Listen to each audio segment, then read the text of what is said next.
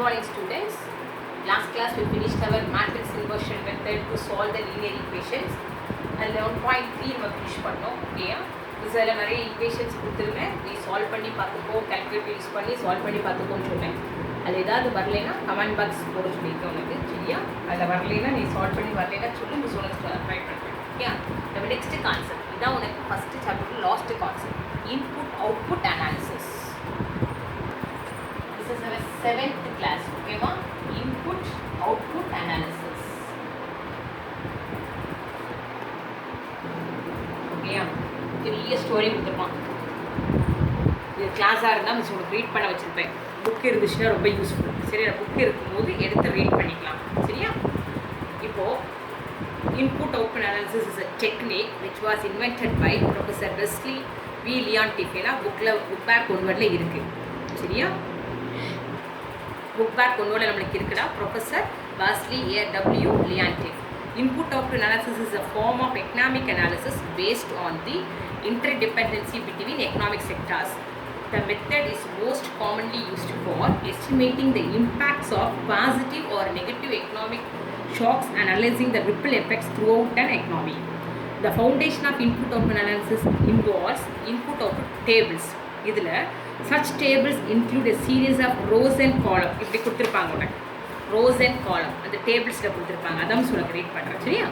rows and columns of data that quantify the supply, the chain of sectors of the economy. Industries are listed in the heads of each row and each column. The data in each column corresponds to the level of inputs used in the industry production. For example, the column for auto manufacturing shows the resource required for building automobiles. Steel, steel எவ்வளோ தேவைப்படும், aluminium, plastic, electronics இப்படி கொடுத்துருப்பாங்க.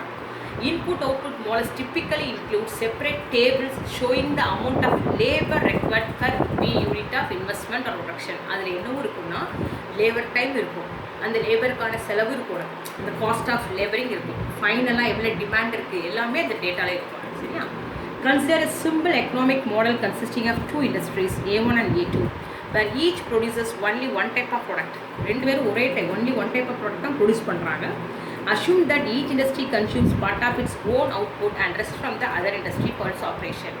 அதாவது ஒரு ப்ரொடக்ஷனுக்கு ஒரு set அவங்க கம்பெனிலேருந்து require பண்ணிக்கிறாங்க, இன்னொரு இது அவங்க என்ன செய்கிறாங்க அடுத்த கம்பெனிலேருந்து ரெக்வயர் பண்ணுறாங்க other industry for it's operation. இந்த இண்டஸ்ட்ரீஸ் ஆர் தஸ் இன்டர்டிபெண்டன்ட். ரெண்டு பேரும் என்ன ஆயிடுவாங்க இன்டர்டிபெண்டன்ட் ஆயிடுவாங்க. இப்போ எக்ஸாம்பிளுக்கு ஒரு ஸ்டீல் மேனுஃபேக்சரிங் அதில் உனக்கு கோல் தேவைப்படும், அதே கோல் மேனுஃபேக்சரிங்கில் உனக்கு ஸ்டீல் தேவைப்படும். ஸோ இந்த ஸ்டீல் மேனுஃபேக்சரிங்க்கு கோல் அங்கேயே தான் எடுத்துக்குவாங்க, கோல் மேனுஃபேக்சரிங்க்கு ஸ்டீல் இதான் இன்டர்டிபெண்டன்ட். சரியா? Further assume that whatever is produced that is consumed, that is the total output of each industry must be such that to meet its own demand, the demand of other industry and the external demand, that is a final demand. You understand பண்ணிக்கிறீங்களா? Further assume that whatever is the produce that is consumed, நம்ம என்ன ப்ராடக்டை வந்து நம்ம consume பண்ணாலும் that is a total output of each industry must be such as to meet its own demand. Okay? Our aim is to determine the output levels of each of the two industries in order to meet a change in the final demand. Based on knowledge of the current outputs of the two industries, of course, under the assumption that the structure of the economy does not change. Okay? அந்த எக்கனாமியோட structure change பண்ணாமல் நம்ம demand எல்லாத்தையும் எப்படி இந்த இதில் apply பண்ணுறோம் பார்க்குறோம். இதுதான் ரொம்ப important part. Let Aij be the rupee value of the output of capital AI consumed by AJ. I and J ரெண்டு கம்பெனி தான் 1,2 கொடுக்குறாங்க. X1 X2 are the rupee value of the current outputs. A1 A2குள்ள current outputs rupee value தான் X1 X2. ஓகேயா? Let D1 and D2 be the rupee value of the final demand. சரியா? அந்த அவுட்புட்டுக்கான final demand அவங்க product பண்ணுற அந்த ப்ரொடக்ஷனுக்கு வந்து output demand வந்து அதுதான் D1 D2. சரியா? இந்த assumption let us frame two equations. அந்த ஈக்குவேஷன்ஸ் எப்படி இருக்குன்னு பாரு. A11 A12 plus D1 equal to X1, A21 A22 plus D2 equal to X2. இதான் ஈக்குவேஷன். சரியா? இப்போ இந்த ஈக்குவேஷன்ஸில் நம்ம சில அசம்ஷன்ஸ் சேர்ப்போம். Let Bij equal to Aij by Xy, Xj Ij is equal to Aij by Xj. ஓகேயா? இப்போ நம்ம ஒவ்வொன்றா பண்ணுறோம். B11 A11 by x1, B12 A12 by x2, அதே மாதிரி B21 A21 by x1, B22 A22 by x2. புரியுதாடா? இங்கே ஜேனா இங்கே 1, இங்கே ஜே வேல்யூ 1னா கீழே 1 வரும், ஜே வேல்யூ 2னா கீழே 2 வரும், இங்கே ஜே வேல்யூ 1 ஓகே. இதுதான் உனக்கு B11 B1. இதனால என்ன யூஸ் அப்படின்னா நம்ம இதை வச்சு ஒரு மேட்ரிக்ஸ் ஃபார்ம் பண்ணலாம். சரியா? இதை வச்சு ஒரு மேட்ரிக்ஸ் ஃபார்ம் பண்ணுறதுக்கு மறுபடியும் ஈக்குவேஷன். இப்போ நம்ம ஈக்குவேஷன் நம்பர் 1 இருக்கு பார்த்தியா?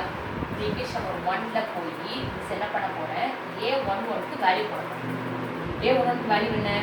B11 into x1. So 1 becomes, சொல்லு, B11 x1. அதுவே A12 என்னது? B12 x2 plus B1 equal to x1. I mean next சொல்லுங்க, A21 B21 x1 B22 x2 plus B2 equal to x2.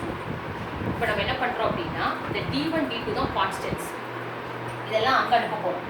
So x1 minus B11 x1 minus B12 x2 equal to D1, x2 minus B21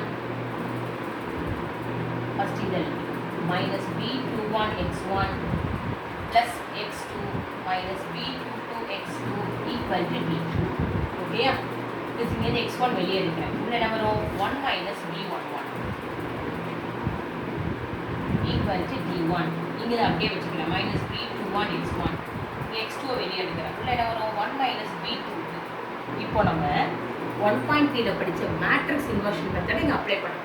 what is coefficient matrix? 1 minus B11 minus B12 minus B21 1 minus B22. What is the variable matrix? x1 x2. What is the constant matrix? d1 d2. Okay, a x is equal to b nu போடுவோமா நம்ம? Okay, here it can be written as நல்லா பாரு, 1001 minus b11 b12 b21 b22. எழுதலாமா? பாரு, 1 minus b11 0 minus b12 minus 0 minus b21 எழுதிக்கணும் into x1 x2. இது நல்லா understand பண்ணிட்டீங்கன்னா நீங்கள் வந்து அப்ளை பண்ணும்போது ஈஸியாக இருக்கும். சரியா? அதனால நம்ம ஒரு கான்செப்ட் ரொம்ப எக்ஸ்பிளைன் பண்ணிட்டு this is I, this matrix is called B, அந்த கேபிட்டல் பி எடுத்துக்க போகிறோம். சரியா? So I minus b into x is equal to d. So now x is equal to I minus b the whole inverse into d. Here this I minus b is called technology matrix. Is called technology matrix. I minus b is called technology matrix. இந்த technology matrix வச்சு தான் இந்த matrix I minus b ல b is called the technology matrix. இந்த technology matrix தான் உனக்கு concepts என்ன வருது அப்படின்னு சொன்னால் ஹாக்கின்ஸ்-சைமன்ஸ் கண்டிஷன் அப்படின்னு சொல்லி அடுத்த ஒரு கான்செப்ட் இருக்கு பாருங்க. Hawkins-Simon condition. ஹாக்கின்ஸ்-சைமன் கண்டிஷன் இன்ஷூ த வயபிலிட்டி அப்படின்னா இந்த சிஸ்டம் ஆஃப் ஈக்குவேஷனுக்கு சொல்யூஷன் இருக்கா இல்லையா, அதுக்கு பேர் தான் வயபிலிட்டி. சரியா? If B is a technology matrix then the Hawkins Simon condition என்ன சொல்லுது அப்படின்னு சொன்னால் அந்த பி மேட்ரிக்ஸில் இருக்கிற டயகனல் எலிமெண்ட்ஸ் வந்து பாசிட்டிவாக இருக்கணும். டயகனல் எலிமெண்ட்ஸ் ஆர் பாசிட்டிவ், வயபிளாக இருக்கிறது, சொல்யூஷன் இருக்கிறது. Second subdivision, determinant of this I minus b must be positive. அந்த டிட்டர்மினன்ட் வேல்யூ எப்படி இருக்கணும் உனக்கு? பாசிட்டிவாக இருந்தால் you can say that the system is viable. யார் கொடுக்குறா உனக்கு? Hawkins-Simon condition. எல்லாம் அண்டர்ஸ்டாண்ட் பண்ணிக்கோ. என்ன கண்டிஷன்? Hawkins-Symons condition. சரியா? அந்த பிங்கிற மேட்ரிக்ஸ் இருக்கு பார்த்தியா, the diagonal elements are positive. நம்மளுக்கு b is a technology matrix, the main diagonal elements must be positive. ரெண்டுலையுமே எழுதுற கிட்டியோனா main diagonal elements in I minus b is positive. Okay, அடுத்து என்ன இருக்கணும்? Determinant of I minus b must be positive. இப்படி இருந்தால் we can say that according to this Hawkins-Simon condition we say that the system is viable. viable means nothing, the given system of equation has solution. அதுக்கு பேர் தான் viable. Viable வேற தான் நினைச்சாங்க. நம்ம maths படி it has a solution சொல்றதா viable. ஓகேயா? So B is called technology matrix. B க்கு பேரு technology matrix. ஓகே, நம்ம I minus B தான் செக் பண்றோம். ஸோ இதுதான் உனக்கு கான்செப்ட். இதை வச்சு தான் இனி நம்ம சம் செய்ய போறோம். ஓகேயா? முதல்ல concepts copy பண்ணிக்கிறியா?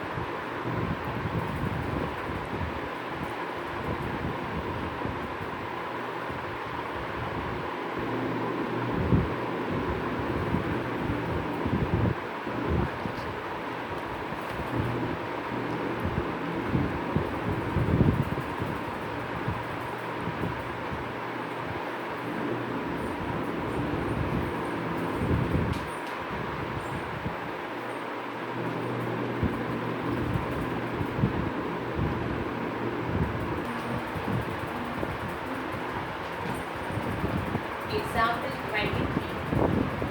The technology matrix of an economic system of two industries. அவங்களே technology matrix கொடுத்தாங்க. சரியா?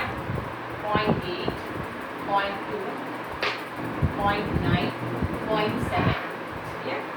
Test whether system is viable as per Hawking-Simon condition. Test whether system is viable அப்படி கேட்கலாம். ஓகேயா? Viable அப்படின்னா நம்ம I minus B கண்டுபிடிக்கணும். I minus B 1001 minus B 0.8, 0.2, 0.9, 0.7. So 1 minus 0.8, 0.2, minus 0.2, 0 minus 0.9, minus 0.9, 1 minus 0.7, 0.3. Okay, this is I minus B. So here I minus B main diagonal. Main diagonal elements வந்து positive ஆ இருக்கு. இப்போ நம்ம determinant I minus B பார்க்கணும். Minus 0.9, 0.3. So this is equal to 0.06 minus 0.18.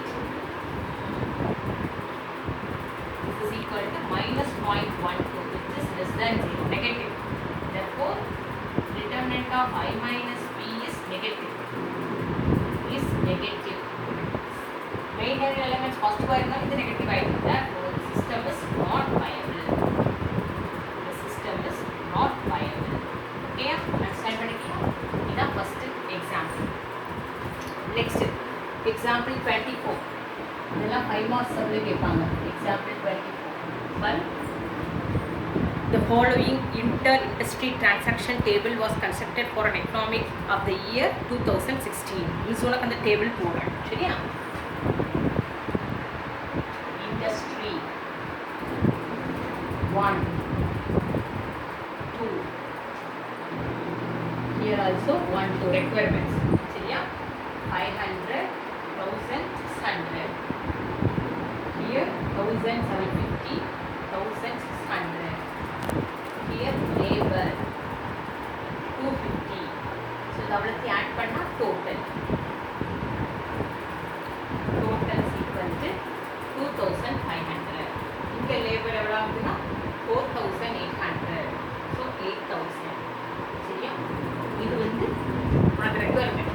So final demand அதான் உனக்கு final consumption கொடுத்திருப்பாங்க. நம்மளுக்கு எப்பனாலும் கொடுக்கலாம். Final consumption or final demand அப்படி கொடுத்திருப்பாங்க. சரியா? 400 இதோட யூஸே ஆகாது. 4650.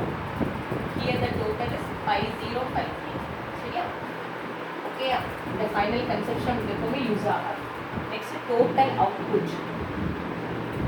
டோட்டல் அவுட்புட் ஓகே, ஹியர் 2500 இதை அவளுக்கு ஆட் பண்ணால் வந்து 8000 ஓகே, இதை அவளுக்கு ஆட் பண்ணால் 50,050 இதை அவளுக்கு ஆட் பண்ணால் 15,050. அண்டர்ஸ்டாண்ட் பண்ணிட்டியா? அண்டர்ஸ்டாண்ட் பண்ணுறியா? இந்த டோட்டல் இதை அவளுக்கு ஆட் பண்ணி வர்றது, இந்த டோட்டல் இது 3 ஆட் பண்ணி வந்துருக்கு டோட்டல் அவுட்புட். ஓகே, உங்களுக்கு எப்போ இந்த ஃபைனல் கன்செப்ஷன் யூஸே ஆகாதுன்னு சொல்லிட்டேன். சரியா? ஃபஸ்ட்டு டேட்டா பாரு. Calculate the technology coefficient matrix showing direct requirements. Does the solution exist for this system? இதுக்கு சொல்யூஷன் இருக்கா இல்லையான்னு கேட்டிருக்காங்க. Okay, so first technology matrix கண்டுபிடிக்கிறதுக்கு அசம்ஷன் பாரு எல்லாரும். A11 500, A12 1600, A21 1750, A22 1600. ரெண்டுமே சேமா. சரியா? இப்போ அதே மாதிரி X1 அந்த டோட்டல் அவுட்புட் தான் X1 2500, X2 8000. ஃபர்ஸ்ட் யார் கண்டுபிடிக்க போகிறோம்? B11 என்ன ஃபார்முலா? A11/X1 500 by 2500 1/5. 1/5 நீ 0.2 எடுத்துக்கலாம், ஃப்ராக்ஷன்லி வச்சுக்கலாம், ஓ இஷ்டம். சரியா? எப்படினாலும் செஞ்சுக்கலாம். அடுத்தது B12 equal to A12/X2. A12 எடுத்து 1600 by 8000. So this is equal to 16/80. Same thing 1/5 0.2. Next B21 A21/X1 1750 by 2500. So this is equal to 175 by 250. So in the table of the 175 by 250 அப்படின்னு சொல்லலாம். நீ அப்ளை பண்ணும்போது 0.74 0.7. சரியா? அடுத்தது B22 A22/X2. This is equal to same thing equal to 0.2. Okay, now the technology matrix B 0.2 0.2 0.7 0.2. Okay, now we are finding I minus B. I minus B 1001 minus 0.2 0.2 0.7 0.2. Yeah, 1 minus 0.2 0.8 minus 0.2 minus 0.7 0.8. Okay, so now determinant of I minus B is equal to 0.8 minus 0.2 minus 0.7 0.8. This is equal to 0.64 minus 0.14. This is equal to 0.5, which is greater than 0. Therefore, the system is viable. அது மட்டும் தான் கேட்டிருக்காங்க. So the system is viable. By Hawking condition, the system is viable. This implies the system has a solution. அதான் அர்த்தம்.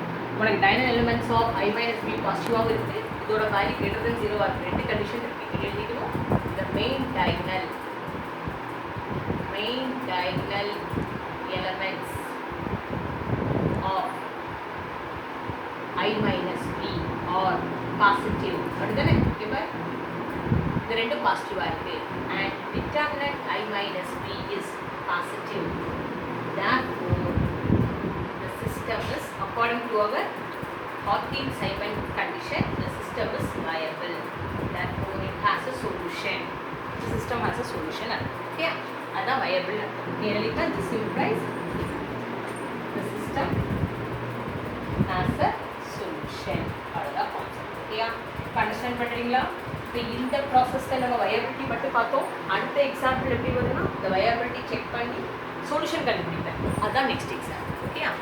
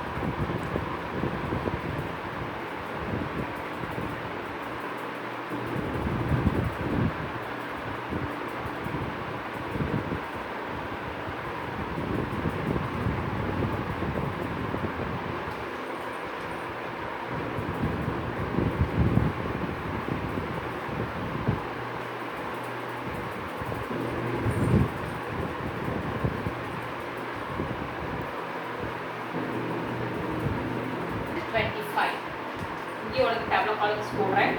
In an economy, there are two industries P1 and P2, and the following table given supply and the demand position in close of this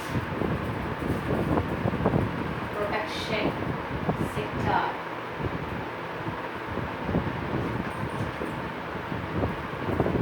Consumption sector.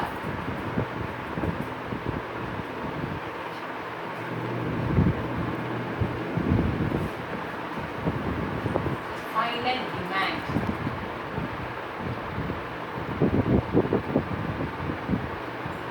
Gross output.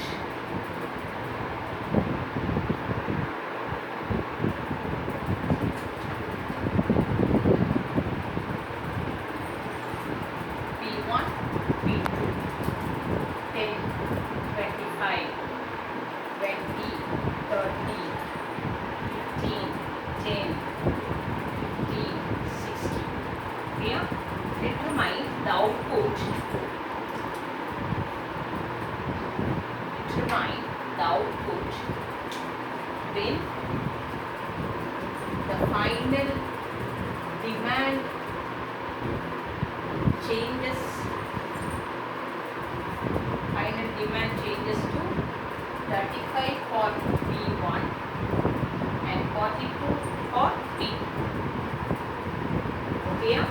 So this is one concept. Okay. So here 1 1 10, A1 2 25, A2 1 20, A2 2 30, X1 50, X2 60. So the final demand is going to use அதாவது இந்த ப்ரொடக்ஷனுக்கு final demand 15 and 10. இந்த ப்ராடக்ட்டுக்கு 15 demands இருக்குது, இந்த ப்ராடக்ட்டுக்கு 10 demands இருக்குது. இப்போ நம்ம solution கண்டுபிடிக்க வேண்டியது இந்த ஃபைனல் டிமாண்ட் சேஞ்சஸ் டு P1க்கு டிமாண்ட் 35 இருக்கணும், P2க்கு டிமாண்ட் 42 இருக்கிறதுக்கு நீ சொல்யூஷன் கண்டுபிடிக்கணும். சரியா? So first concept B11 equal to A11 by X1 10 by 50 1 by 5. ஃப்ராக்ஷன்ஸ்லாம் வைக்கணும். சரியா? Next B12 A12 by X2 25 by 60. 5 டேபிளால cut பண்ணினா 5 by 12. Okay.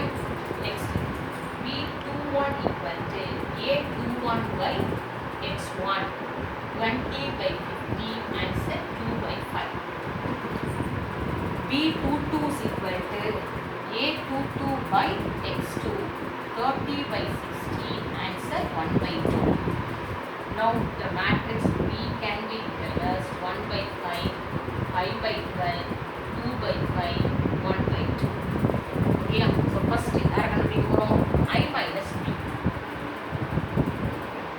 1 0 0 1 minus 1 by 5, 5 by 12, 2 by 5, 1 by 2. 1 minus 1 by 5. LCM எடுத்தோம் அப்படின்னு சொன்னால் 4 by 5 minus 5 by 12. 0 minus 2 by 5 அப்படின்னு சொன்னால் minus 2 by 5. 1 minus 1 by 2, 1 by 2. ஓகேயா? இப்போ நம்ம determinant of I minus B. ஓகேயா? minus 2 by 5, 1 by 2. expand பண்ணுறோம். சொல்லு 4 by 5 into 1 by 2. 5 by 12 into 2 by 5. So you get 2 2 cancel 2 by 5. 5 5 cancel 6. 1 by 6. LCM is 30. 12 minus 5. Answer 7 by 30 which is greater than 0. Main diagonal elements of I minus B are positive. Next one, determinant I minus B is also positive. Therefore, by Hawkins Simon condition, the system is viable. Okay, ma? That is system has solution. The system is viable. Okay, understand பண்ணிட்டியா? சரி. இதுக்கு அப்புறம் நம்ம solution கண்டுபிடிக்கணும். இதோட நம்ம எல்லாரையும் stop பண்ணுவோம். இப்போ நம்ம சொல்யூஷன் கண்டுபிடிக்கணும். ஃபஸ்ட்டு அட்ஜாயிண்ட் கண்டுபிடிக்க வரும். Adjoint of I minus B என்ன பண்ணணும்? இந்த ரெண்டுக்கும் பிளேஸ் சேஞ்ச் பண்ணணும், இந்த ரெண்டுக்கும் சைன் சேஞ்ச் பண்ணணும். ஓகேயா? 1/2, 5/12, 2/5, 4/5. Now I minus B the whole inverse. 1 by determinant I minus B into adj. Adj of I minus B. Then we can put the formula matrix inversion method. Okay? So this is equal to 1 by number determinant value is 7/30, 1/2, 5/12, 2/5, 4/5. இப்போ நம்ம இத 30/7 போட்டுக்கலாமா?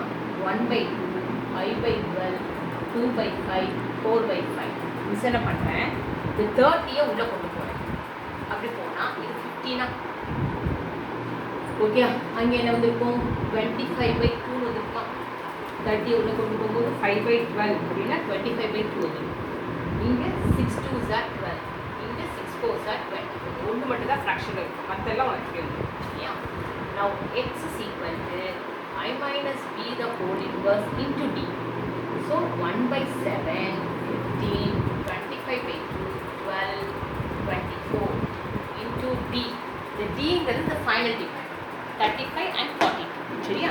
So அதுதான் போடும். d வந்து என்னது? 35, 42. ஓகேயா? சரி, இப்போ நான் மிஸ் என்ன பண்ணுறேன், இந்த 7ஆல் 35, 42 டிவைட் பண்ணிடலாமா? 7 டேபிள் டிவைட் ஆயிருமா? ஸோ அதை அப்படியே வச்சுக்கிறேன். இதை வந்து அப்படியே வச்சுக்கிறேன். இதை 7ஆல் டிவைட் பண்ணால் எனக்கு 5 6 வரும். 7 5s are 35, 7 6s are 42. இப்போ நான் மல்டிப்ளை பண்ணுறேன். 15 into 5, 75. இது ரெண்டு மல்டிப்ளை பண்ண என்ன வந்து உங்களுக்கு 125/7. இது ரெண்டு மல்டிப்ளை பண்ணுறேன். இப்படி எழுதுறேன். 25/2 into 6. 12 5s are 60. Plus 24 into 6, 144.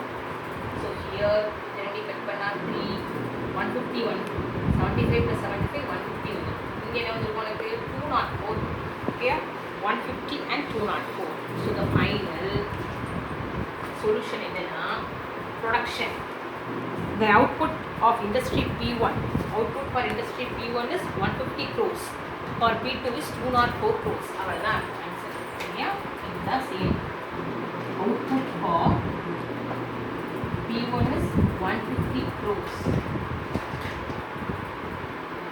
Output for factory P2 is 204 crores. புரியுதா? இந்த ஃபைனல் டிமாண்டுங்கிறது அண்டர்ஸ்டாண்ட் பண்ணிட்டே எல்லாரும். ஸோ கான்செப்ட் படி பார்த்தா இது நம்மளுக்கு யூஸே ஆக ஆரம்பிச்சோன்னே இந்த ஃபைனல் தான் உங்களுக்கு டி. ஓகே, அந்த டி வந்து இங்கே எழுதிக்கலாம். டிங்கிற மேட்ரிக்ஸ் தான் அந்த ஃபைனல் அவுட்புட் 35, 42.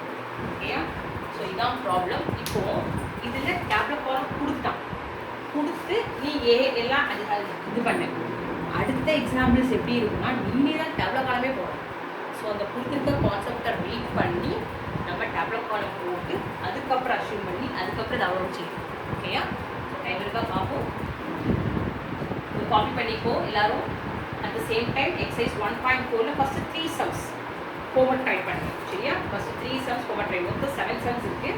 ஃபஸ்ட்டு 3 சம்ஸ் மட்டும் whether it is viable or not அது மட்டும் கேட்டுருக்காங்க. பி கொடுத்துருப்பாங்க. பி கொடுத்துட்டு the system is viable or not நீ I minus B கண்டுபிடிக்கணும். I minus B கண்டுபிடிச்சி determinant value கண்டுபிடிப்பீங்களா, அந்த கான்செப்ட். ஓகே, ஸோ இதை காப்பி பண்ணிக்கோ. எக்ஸசைஸ் 1.4ல ஃபஸ்ட்டு 3 சம்ஸ் ஹோம்ஒர்க். ஓகேவா? நல்லா ரிப்பீட்டடாக திருப்பி சொல்கிறேன். நோட் பண்ணுங்கள். சின்சியராக திருப்பி ப்ரிப்பேர் பண்ணுங்கள். அப்போ தான் உங்களுக்கு வந்து ஈஸியாக இருக்கும். ஓகே, நெக்ஸ்ட்டு என்ன சொல்லிட்டேன், எக்ஸசைஸ் 1.4ல ஃபஸ்ட்டு 3 சம்ஸ். Okay, thank you.